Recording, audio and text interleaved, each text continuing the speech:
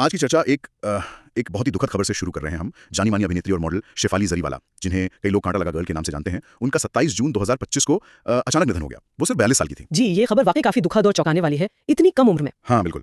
तो हमारे पास इस बारे में कुछ शुरुआती जानकारी है और आज हम इसी पर थोड़ी बात करेंगे। मतलब समझने की कोशिश करते हैं कि इन शुरुआती रिपोर्ट से क्या क्या पता चल रहा है। जैसा कि बताया जा रहा है, उनकी मौत का जो पहला कारण सामने आया है वो कार्डियक अरेस्ट है और मुंबई में अधिकारी इस मामले की जांच भी कर रहे हैं, ये भी खबर है। हाँ, और ये बात समझनी बहुत जरूरी है। जैसा आपने कहा, ये जानकारी बिल्कुल शुरुआती है, अभी तो जांच चल ही रही है और सबसे अहम है ऑटोप्सी रिपोर्ट, उसका इंतजार करना होगा। सही। उससे मौत की जो असली वजह है वो साफ तौर पर पता चल पाएगी। हाँ। अभी कुछ भी कहना जल्दबाजी होगी। आपने कार्डियक अरेस्ट का जिक्र किया, क्या आप थोड़ा सा समझा सकती हैं कि ये असल में होता क्या है? कई बार लोग इसे हार्ट अटैक से कंफ्यूज कर लेते हैं। हाँ, ये बहुत आम कंफ्यूजन है। देखिए, कार्डियक अरेस्ट का मतलब होता है जब दिल अचानक से धड़कना बंद कर देता है, एकदम सडनली। अच्छा।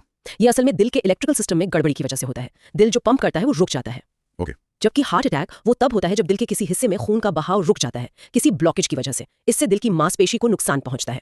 तो मतलब कार्डियक अरेस्ट ज्यादा अचानक होता है? हाँ, कार्डियक अरेस्ट ज्यादा अचानक है और अक्सर ज्यादा घातक भी होता है, क्योंकि इसमें दिल पूरी तरह काम करना बंद कर देता है।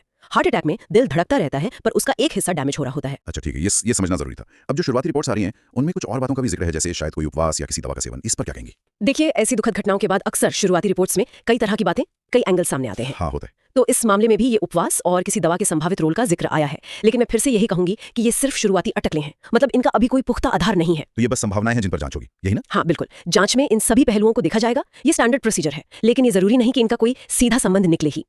आमतौर पर भी अगर हम सोचें तो हाँ, बहुत ज्यादा या गलत तरीके से किया गया उपवास शरीर पर स्ट्रेस डाल सकता है। कुछ दवाओं के भी साइड इफेक्ट्स होते हैं, या वो किसी पहले से मौजूद हेल्थ कंडीशन को बिगाड़ सकती हैं। पर ये सब बहुत सामान्य बातें हैं। शेफाली जरीवाला के केस में असलियत क्या है, ये सिर्फ जांच और खासकर वो मेडिकल रिपोर्ट, ऑटोप्सी रिपोर्ट ही बता पाएंगी। हमें धैर्य रखना होगा। ये वाकई में एक चौंकाने वाली खबर है, खासकर इतनी कम उम्र। किसी का यूं अचानक चले जाना हमेशा ही बहुत दुखद होता है। और जैसा आप कह रही हैं, सही जानकारी